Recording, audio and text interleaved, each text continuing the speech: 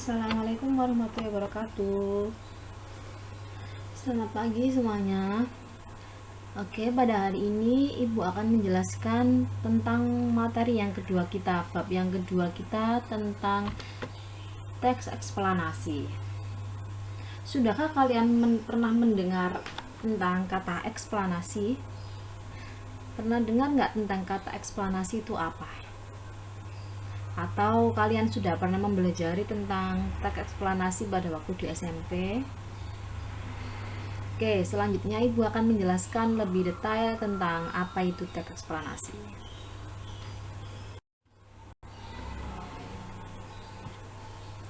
Nah, coba amati gambar berikut untuk menggali informasi tentang apa itu teks eksplanasi. Nah, di sini sudah Ibu tampilkan, ini ada sebuah gambar rumah yang tenggelam. Dan di belakangnya ada kepulan asap. Bisa juga itu semburan. Nah, fenomena apa yang terjadi pada gambar di samping? Coba ayo kita amati sama-sama. Fenomena apa itu? Fenomena ini ada di Sidoarjo. Ayo coba, ada yang sudah tahu ini fenomena apa? Kalau banjir kan nggak mungkin ya itu warna abu-abu. Banjir itu paling nggak itu warna coklat. Berarti itu apa? Itu di belakangnya ada rumah tenggelam lumpur itu. Kan warna abu-abu ya. Terus di belakangnya ada semburan lumpur dan asap. Fenomena yang sangat terkenal di Sidoarjo, ya benar, itu adalah fenomena alam yaitu lumpur lapindo yang ada di Porong. Nah, bagaimana awal mula terjadinya fenomena itu, fenomena lumpur lapindo itu? Nah, dari berbagai sumber itu ada yang menyebutkan kalau adanya lumpur lapindo ini diawali karena terjadi getaran. Pada waktu itu ada gempa di Jogja. Karena gunung meletus itu mengakibatkan gempa yang cukup hebat di Bantul, Yogyakarta yang terasa hingga di Sidoarjo, sehingga menggetarkan itu tadi lubang kubangan yang dibuat oleh PT Lapindo Brantas. Kubangan apa ya, mereka kan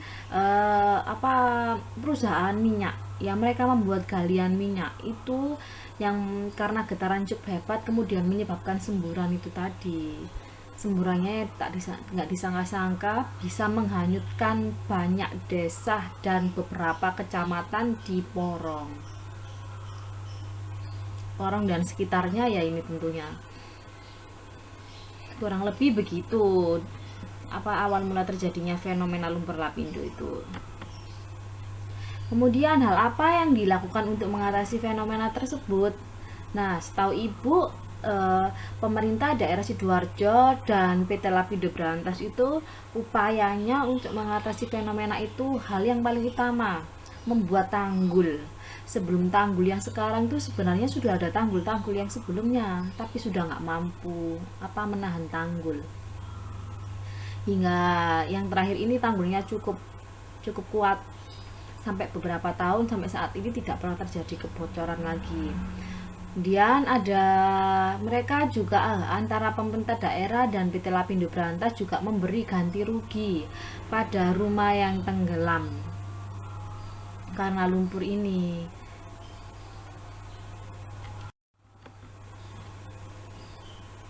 Nah, setelah mengamati gambar tadi, apakah kalian sudah menemukan sudah ketemu konsep teks eksplanasi itu apa? Pokoknya teks eksplanasi kalau berdasarkan gambar tadi isinya itu fenomena ya kan, tadi mengamati gambar yang ada fenomena, yang ada kejadiannya. Terus dari pertanyaan tadi, pertanyaannya kan ada menyebutkan penyebabnya, ada solusinya. Nah, berarti si teks eksplanasi itu berisi fenomena yang ada penyebabnya, ada runtutannya. Kemudian kan disebutkan fenomena awal mulanya itu kenapa, kan berarti itu ada urutan kejadiannya. Kemudian ada solusinya gitu. Oke, sekarang Ibu jelaskan lebih lanjut tentang apa itu teks eksplanasi. Nah, teks eksplanasi itu merupakan teks yang berisi penjelasan dari sebuah kejadian atau fenomena. Fenomena apa saja? Fenomenanya itu bisa berupa fenomena alam, kemudian fenomena sosial, ilmiah, begitu juga budaya. Nah, contoh dari fenomena alam. Kalau dalam teks eksplanasi itu ya seperti yang tadi, lumpur lapindo, banjir, tanah longsor, gempa bumi dan lain-lain.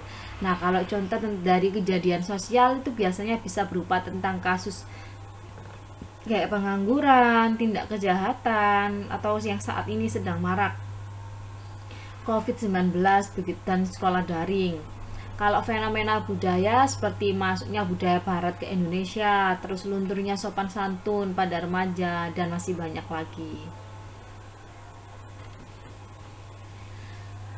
Nah, jadi kesimpulannya, teks eksplanasi itu adalah teks yang isinya itu menjelaskan fenomena, ada sebab akibatnya.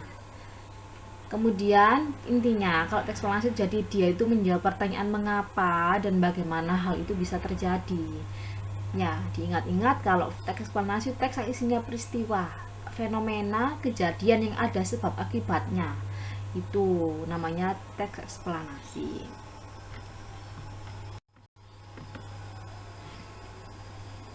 Nah, berikut Ibu sampaikan ciri-ciri teks eksplanasi itu apa saja. Yang pertama,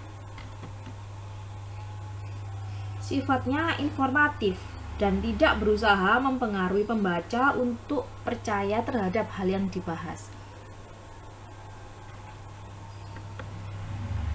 Yang kedua, menggunakan kata penanda urutan. Nah, karena tadi kan ada sebab akibat. Nah, awal mula terjadinya itu harus disebutkan secara urut.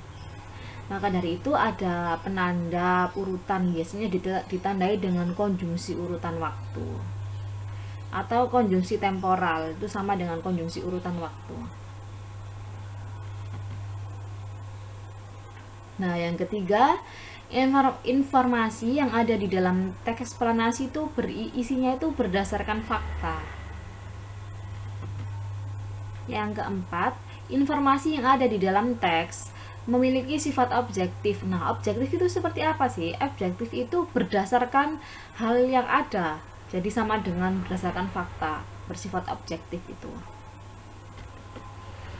Kemudian yang kelima, teks eksplanasi membahas sebuah peristiwa. Nah, pokoknya ada peristiwa, tapi tidak peristiwa itu sama dengan kejadian, fenomena, harus ada sebab akibatnya teks eksplanasi itu. Nah, kalau ada sebab akibatnya otomatis itu adalah fakta atau benar-benar terjadi, sudah terjadi. Begitu. Nah, sudahkah kalian mengenal strukturnya teks eksplanasi? Jadi, struktur teks eksplanasi itu ada 3. Yang pertama, latar belakang. Yang kedua, urutan sebab akibat. Yang terakhir kayak penegasan ulang. Berikut Ibu jelaskan lebih lanjut. Nah, ini struktur teks eksplanasi itu ada identifikasi fenomena, proses kejadian, dan ulasan. Nah, kenapa itu diidentifikasi fenomena ada tanda panah ke latar belakang kejadian? Karena identifikasi fenomena itu maksudnya itu latar belakang kejadian. Jadi awal mulanya kejadian itu terjadi itu ada di identifikasi fenomena. Oke, selanjutnya Ibu akan jelaskan lebih detail tentang ketiga strukturnya ini, mulai dari identifikasi, proses kejadian, hingga ulasan.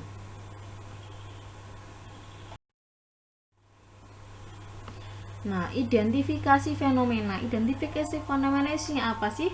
Identifikasi fenomena itu mengidentifikasi apa yang judul yang kamu terangkan tadi, yang kamu angkat. Jadi isinya itu menjelaskan tentang gambaran umum fenomenanya.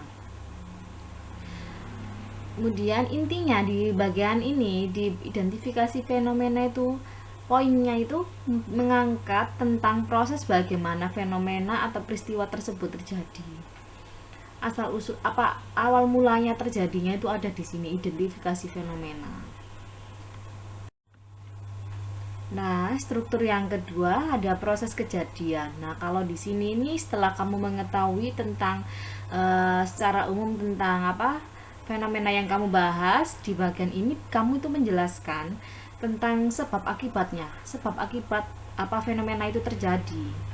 Pada bagian ini tuh menjawab pertanyaan mengapa dan bagaimana fenomena tersebut terjadi, tapi harus ditulis secara urut ya, berdasarkan fakta yang ada. Dan yang terakhir adalah ulasan. Ulasan ini berisi komentar atau pandangan kita tentang dampak serta konsekuensi atas kejadian yang dipaparkan dalam teks. Kamu juga bisa menuliskan tanggapan atau pernyataan terkait fenomena yang kamu angkat di teks tadi. Gitu. Intinya bisa isinya itu komentar, solusi, seperti itu. Itu ada di bagian ulasan di bagian terakhirnya. Nah, sekarang mari kita simak sama-sama identifikasi struktur teks eksplanasi berikut ini. Nah, ini Ibu beri contoh teks eksplanasi tentang virus corona. Pada bagian identifikasi fenomena atau latar belakang nih, ini begini, virus corona atau COVID-19 merupakan pandemi yang kali pertama ditemukan di kota Wuhan, Cina pada akhir Desember 2019 lalu. Virus ini menyebar dengan sangat cepat dan menyebar ke berbagai wilayah. Virus corona sendiri sudah masuk ke Indonesia pada awal bulan Maret 2020 hingga kini masih terus menyebar. Nah, ini kan ada latar belakang. Latar belakang itu asal mulanya itu loh. Asal mula kejadian itu bagaimana. Nah, itu kan disebutkan awal mulanya itu dari Wuhan, Cina virus ini. Kemudian di struktur yang kedua proses kejadian. Nah, di sini tadi ada apa? Di bagian proses kejadian ini ada sebab akibatnya. Kita baca bersama-sama. Virus corona adalah bentuk kumpulan virus yang mampu menginfeksi sistem pernapasan. Kemudian, virus ini akan terus menginfeksi jika imun tubuh lemah, dapat berujung pada kematian. Awal virus corona diduga ditularkan dari hewan liar yang dimakan oleh manusia seperti kelelawar dan ular. Namun, belum ada bukti yang kuat untuk dugaan tersebut karena penyebarannya yang sangat cepat dan luas. Virus corona telah ditetapkan sebagai pandemi global hingga saat ini. Adanya COVID-19 ini menyebabkan banyak kerugian bagi semua pihak sehingga tingkat pengangguran juga meningkat. Nah, ini kan disebutkan sebab akibatnya. Ada yang disebabkan karena dari hewan tadi, gitu. Akibatnya ini banyak pengangguran nih. Jadi di sini ditulis urut sebab akibatnya bagaimana. Kemudian bagian yang ketiga bagian ulasan. Ulasan tadi bisa berisi apa? Komentar, saran, atau tanggapan kita terhadap topiknya, terhadap fenomena yang kamu tulis. Ini Bu bacakan.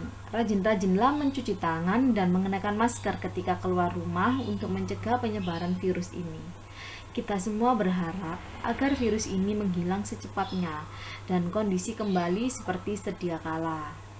Nah, ini bagian ini kan berisi saran. Sarannya diminta sering-sering mencuci tangan dan mengenakan masker ketika di rumah. Itu namanya kan saran. Oke, sekian penjelasan.